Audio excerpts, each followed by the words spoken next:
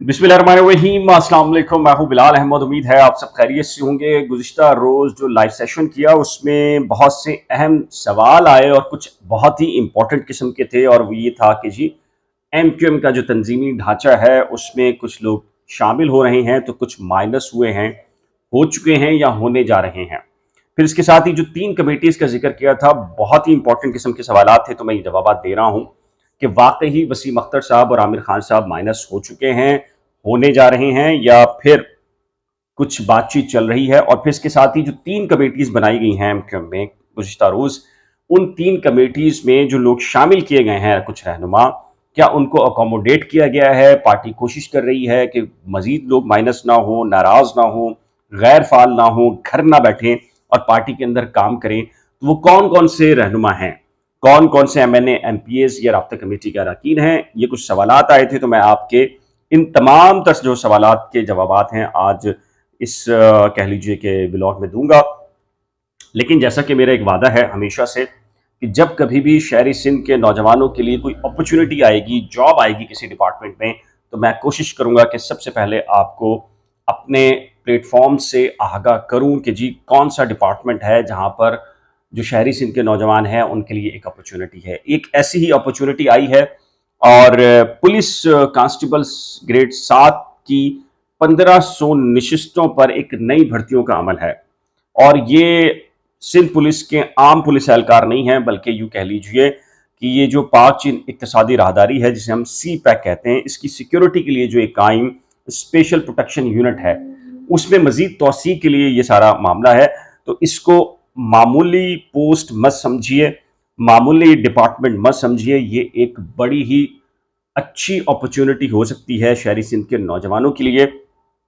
इसलिए इसमें एक और चीज़ है कि इसमें दही सिंध का डोमिसाइल लाजिम नहीं है, बल्कि सिंध में से, पूरे सिंध में से किसी भी ज़िले का किसी के पास डोमिसाइल होगा तो उसको एक अपॉर्चुनिटी दी जाएगी। इसका तरीक़ेकार क्या है, कैसे अप्लाई कर सकते हैं, मैं आपको बताता हूँ।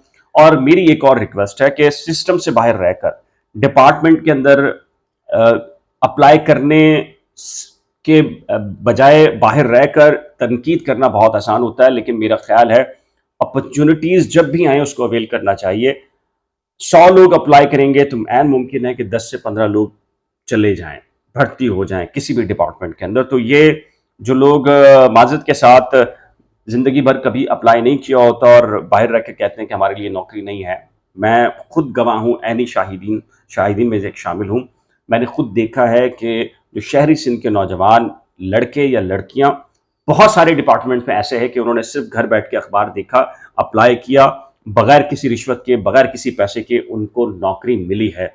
बहुत सारे डिपार्टमेंट्स में मैं बराह रास्त ऐसे नौजवान लड़के और लड़कियों को जानता हूँ। तो इसका तरीक़ेकार मैं बता देता हूँ, फिर आता हूँ आपके जो सवालात हैं उसकी तरफ। अच्छा जी, इसमें जो मोहम्मद काशिफ साहब हैं, कमांडेंट हैं डीआईजी स्पेशल प्रोटेक्शन यूनिट सी पैक, उन्होंने एक अलामिया जारी किया है। उनके मुताबिक भर्ती के लिए उम्मीदवार का तस्लीम शुदा बोर्ड ऑफ सेकेंडरी एजुकेशन से कम मैट्रिक पास होना लाजिम है। मैट्रिक के लिए 7 ग्रेड के लिए भी अप्लाई कर सकते हैं जी, और अच्छी सैलरी है, अच्छे बेनिफिट्स हैं इसमें। 7 ग्रेड मत देखिए। 18 से 28 साल तक की उम्र है। और एक अहम चीज़ ये है कि इसमें आपको कोई दरखास्तें देकर लंबी लाइनों में नहीं लगना पड़ेगा। ये सब सिंध पुलिस की वेबसाइट पे ऑनलाइन प्रोसेस है, आप अप्लाई कर सकते हैं, एप्लीकेशन पुट कर सकते हैं। जो उम्मीदवार का कद कम से कम नॉर्मल रखा गया है 5 फीट 6 इंच, और छाती जो है वो 33 इंच होना लाजिम करार पाई है। और ये नौजवान जो हैं वो 5 अप्रैल तक ऑनलाइन दरखास्तें जमा करा सकते हैं। तो मेरी रिक्वेस्ट है, आप खुद इंटरेस्टेड नहीं हैं, आपकी फैमिली में से कोई नौजवान ऐसा हो सकता है, आपके रिश्तेदारों में हो सकता है, ख़ानदान दूर परे हो सकता है, दोस्त अहबाब हो सकते हैं, तो इस मालूमात को ज़्यादा से ज़्यादा लोगों तक पहुँचाइए कि आपको लंबी लाइनों में लगकर दरखास्तें जमा नहीं करानी पड़ेंगी, बल्कि ये सारा प्रोसेस जो है वो ऑनलाइन हो रहा है। और अच्छी अपॉर्चुनिटी है, बेनिफिट्स अच्छे हैं, चूँकि ये एक सी पैक के लिए होगा तो इसके अंदर जो आम जिस तरीके से पुलिस ट्रीट की जाती है वैसे नहीं होगा। अच्छा, अब बात कर लेते हैं जी आपके सवालात की तरफ। सवालात के जवाबात देने से पहले, माइनस वसीम अख्तर या आमिर खान साहब से पहले, मैं कुछ आपको 3 कमेटीज़ जो कि मैंने बताई थी वो आपको मुख्तसर बताता हूँ, और फिर आपको लॉजिक्स आपको समझ में आएंगे कि मैं ये कमेटीज़ के नाम क्यों पढ़ रहा हूँ। अच्छा जी, एक कमेटी थी बिजनेस फोरम बनाने के हवाले से उस कमेटी में कहा गया कि सनतकारों और ताजरों को शामिल किया जाएगा, जबकि सीनियर रहनुमाओं पर मुश्तमिल एक कमेटी बनाई गई है, जिसमें सीनियर डिप्टी कन्वीनर डॉक्टर जो फारूक सत्तार साहब हैं वो हैं। डिप्टी कन्वीनर के साथ साथ ख्वाजा इजहारुल हसन साहब शामिल हैं, अरशद वोरा साहब, खालिद सुल्तान साहब, आफाक जमाल साहब ये एक अलग मौजूद हैं। इसमें ये कहा जा रहा है कि जी इस कमेटी में भी ख्वाजा इजहार साहब को शामिल करके, चूंकि ख्वाजा इजहार साहब का भी पॉइंट ऑफ व्यू या ओपिनियन जो है वो सैयद मुस्तफ़ा कमाल साहब की आमद के बाद या उनको ओहदे देने के बाद या उनको बहुत अच्छी जो कह लीजिए कि ग्रिप तंजीम की दी जा रही है उस पर उनके तहफ़्फ़ुज़ात और फिर कुछ अहम तरीन मामला के ऊपर उनके तहफ़्फ़ुज़ात थे। ख्वाजा इजहारुल हसन भी एक वक्त ऐसा आया था कि वो पीपल्स पार्टी ज्वाइन करने जा रहे थे, लेकिन उन्हें रोका गया कि आप पीपल्स पार्टी को ज्वाइन ना करें। फिर वो खामोश होकर बैठ गए और कहा जाता है कि जी उस तरह एक्टिव नहीं थे। फिर अब इनको कोशिश की गई है कि मनाने की और राज़ी करने की, और इनसे कहा गया है कि आप तंजीम का हिस्सा रहें, एक्टिव रहें, और कुछ ऐसे फोरम्स जो कि इंतहाई इंपॉर्टेंट हो सकते हैं तो उसमें आपको शामिल किया जा रहा है। ज़राए ये दावा कर रहे हैं, MQM ये कहती रही है कि किसी किस्म के इख्तलाफात राब्ता कमेटी में या तंजीम में नहीं है, लेकिन जाहिर है कि हमारे पास जो खबरें आ रही हैं, MQM का मौक़िफ़ बिल्कुल अपनी जगह दुरुस्त हो सकता है, लेकिन कुछ हल्के ये कहते हैं कि जी ख्वाजा इजहार साहब को भी इसीलिए शामिल इसमें किया गया है। अच्छा, अब इसमें इसी तरीके से जो कह लीजिए कि नौजवान तबके के हवाले से जो कमेटी थी उसमें senior deputy convener Syed Mustafa कमाल और डॉक्टर फारूक सत्तार थे। इसमें भी जो फुरकान साहब हैं, अतीब साहब हैं, उनके बारे में ये था कि जी एक अहम तरीन ओहदे पर रहे, माजी के अंदर सबसे फाल जो शख्सियात होती थी उनमें उनका शुमार होता था, लेकिन कुछ अरसे से ये भी थोड़े से नाला थे कुछ पॉलिसीज़ के ऊपर, PSP और दीगर इश्यूज़ के ऊपर, तो इनको भी अकोमोडेट किया गया है, इनको भी शामिल किया गया है, इनको राज़ी किया गया है कि आप भी तंजीम का हिस्सा रहिए और फ़ाल किरदार अदा करने में जो पार्टी है उसकी मामलत कीजिए। अच्छा, अब इसके अलावा जो तीसरी कमेटी थी वो तंजीमी शिकायतों की थी। कैफुल वरा साहब उसमें हैं, अब्दुल वसीम, और राब्ता कमेटी के डॉक्टर अब्दुल कादिर खानजादा साहब। इसमें कैफुल वरा साहब के बारे में कहा जाता है कि जी वो भी एक कुछ अरसे पहले उनके कुछ ऐसे मामला थे जिसकी वजह से ये फैसला हुआ कि जी लोगों को नाराज़ नहीं करना, जो लोग नाराज़ हैं उनको वापस पार्टी में लेकर आना है, या कुछ भी इख्तलाफात हैं तो उन इख्तलाफात को दूर करना है। लेकिन बहुत ही इम्पॉर्टेंट बात यह है कि गुज़िश्ता एक हफ्ते में जो भी एक्टिविटीज़ हुई या जो कमेटीज़ बनी हैं इनमें दो नाम नहीं हैं, यानी वसीम अख्तर साहब और आमिर खान साहब। आमिर खान साहब से तो गवर्नर साहब ने भी मुलाकात की और उनके जो गिले शिकवे थे उनको सुना और दूर करने की यकीन दहानी कराई, लेकिन आमिर खान साहब अभी वापस उस तरह नहीं पलटे। तंजीम में वो सारी चीज़ें कह लीजिए कि उस तरह नहीं हुई।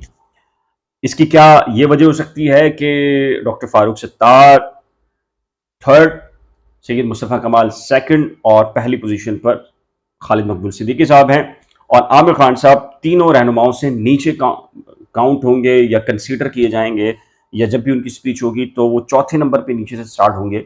ये एक वजह है। या फिर सैयद मुस्तफ़ा कमाल को एक अहम तरीन पोजीशन, या फिर पीपल्स पार्टी से जो कह लीजिए कि कुछ मामला थे, या फिर गवर्नरशिप के ऊपर आमिर खान साहब को एक वक्त में कहा गया था कि जी उनको बनाया जाएगा। ये कुछ इश्यूज थे। वसीम अख्तर साहब ज़ाहिर है कि आपको पता है शख्सियत उनकी थोड़ा सा जोशीले भी हैं, सारे मामलात भी हैं, और वो ये तसव्वुर करते हैं कि सैयद मुस्तफ़ा कमाल साहब के आने के बाद उनकी जो स्पेस था वो समझते हैं कि मुस्तफ़ा कमाल साहब ने लिया है, या फिर वो तीसरे, चौथे और पाँचवें, छठे नंबर के पर चले गए हैं। मेयरशिप के भी और अहम तरीन ओहदों के भी बहरहाल वो इस वक्त कह लीजिए कि उनकी नज़रें उसके ऊपर थी कि जी अहम तरीन ओहदे उनको दिए जा सकते हैं। तो इस सिलसिले में लगता यूँ है कि दो शख्सियात को कमेटीज़ का हिस्सा या उनके अंदर फ़ालियत नहीं देखने में आ रही। तो ये तसव्वुर बहुत सारे लोग कर रहे हैं, जो कमेंट सेक्शन में भी मेरे आया, और लोगों ने कहा कि ये जी माइनस हो गए हैं। पार्टी फ़िलहाल इनको ओन कर रही है, इनसे राब्ते में है, मुज़ाकरात किए जा रहे हैं, और कोशिश की जा रही है कि किसी न किसी तरीके से ये वापस आएँ और तंजीम का हिस्सा बने। तो ये कुछ अहम तरीन जो सवालात थे आपके, सब माइनस से मुतालिक थे, तो मैंने मुनासिब समझा कि जी आपको दे दूँ। बाकी कल के बाद भी कुछ एक्टिविटीज़ हुई हैं, मैं आपको बता देता हूँ। वो एक्टिविटीज़ एमक्यूएम लंदन की हैं और लंदन की जो एक्टिविटीज़ हैं वो कस्बा अलीगढ़ सेक्टर है, वहाँ पर भी अब वॉल चॉकिंग की गई है और बैनर्स लगाए गए हैं, पोस्टर्स लगाए गए हैं और ये कहा गया है कि जी तंजीम जो है वो बानी एमक्यूएम को वापस की जाए और अल्ताफ़ हुसैन के हक में जो है वो वॉल चॉकिंग की गई है। अच्छा, एक मुल्क की सतह के ऊपर एक अहम खबर है, बहुत इंपॉर्टेंट है। वो ये है कि जी इमरान खान ने, जो कि खदशात महमूद शाम का भी मैंने एक कॉलम शेयर किया है, उन्होंने भी यही बात की थी और बहुत सारे तज्ज़ियाकार ये कह रहे हैं कि जो भी इस्टेब्लिशमेंट के सामने आया है या मुकाबला करने की फ़िज़ा बनती है, तो पाकिस्तान की हिस्ट्री ये है कि वो रहनुमा या जो लीडर होता है वो कत्ल हो जाता है। महमूद शाम के कॉलम के अंदर भी ये ज़िक्र था। तो इमरान खान साहब ने जो कह लीजिए कि एक रैली का ऐलान किया था आज, जो कि मुलतवी हो गई है दफ़ा 144 के बाइस, लेकिन उन्होंने एक वीडियो लिंक के ज़रिए कल बहुत ही इम्पोर्टेंट बात की है और वो बात ये है कि उन्होंने कहा है कि जी मुझे कत्ल किया जा सकता है और मुझे कत्ल करके ये इंतखाबात को मुलतवी करा सकते हैं। इंतखाबात क्यों नहीं हो रहे हैं मुल्क के अंदर, उसकी बुनियादी वजह, रीज़न ये की है, इमरान खान पॉपुलैरिटी बुलंदियों को छू रही है उनकी और पाकिस्तान में सबसे ज़्यादा मकबूल तरीन रहनुमाओं में से उनका शुमार है। आप भले से इमरान खान के सपोर्टर हों या ना हों, लेकिन इससे फ़र्क नहीं पड़ता, लेकिन मुल्क की अक्सरियत में जितने सर्वे आ रहे हैं वो इमरान खान के हक में आ रहे हैं। तो इस तरीके से इमरान खान पॉपुलर लीडर हैं, लेकिन बीबीसी को इंटरव्यू देते हुए उन्होंने कहा कि एस्टैब्लिशमेंट की ज़रूरत नहीं है। बहुत सारे लोग कह रहे हैं, तहफ़्फ़ुज़ात का इज़हार कर रहे हैं कि जी इमरान खान की जान को ख़तरा हो सकता है। लाहौर में जो कुछ हुआ या धरने और रैलियों के अंदर इमरान खान साहब के साथ जो कुछ हो चुका है, इस वजह से भी ये मामला बढ़ रहा है। अल्लाह ताला उनको महफूज रखे। इख्तलाफ अपनी जगह हैं, लेकिन ज़ाहिर है कि अब मुल्क की सलामती के लिए, मुल्क की यकजहती के लिए इस तरह का फ़ैसला अवाम रद्द कर दें उन्हें इंतखाबात में, वो एक अलग बात है। दूसरे लीडर को मुंतखब करने लोग, अलग बात है। लेकिन खुदा न खास्ता जैसे बेनज़ीर भुट्टो साहिबा के साथ हुआ, फिर उसके बाद जो कुछ भी पीपल्स पार्टी की सूरत में हमने भुगता है, मेरे ख़्याल से इससे ज़्यादा कोई भुगत नहीं सकता जो हमने पीपल्स पार्टी को झेला है और सिंध के अंदर हम पीपल्स पार्टी को आज तक झेल रहे हैं और किस किस्म की हुक्मरानी, तर्ज हुक्मरानी पीपल्स पार्टी की सभी जानते हैं। मेरे ख़्याल से इस पे तबसरा करने की ज़रूरत नहीं है। इस सिलसिले में आपकी राय क्या है? आज के इस व्लॉग के सिलसिले में अपनी कीमती राय का इज़हार नीचे दिए गए कमेंट सेक्शन में ज़रूर तय कीजिएगा। एक नए व्लॉग के साथ जल्द मिलेंगे, लेकिन जाने से पहले रिक्वेस्ट है कि अगर आपने करंट अफेयर्स विद बिलाल या नई खोज में से किसी को सब्सक्राइब नहीं किया तो बराए करम सब्सक्राइब, शेयर, लाइक और बेल आइकन को लाज़िम प्रेस कीजिएगा। खुदा हाफ़िज़।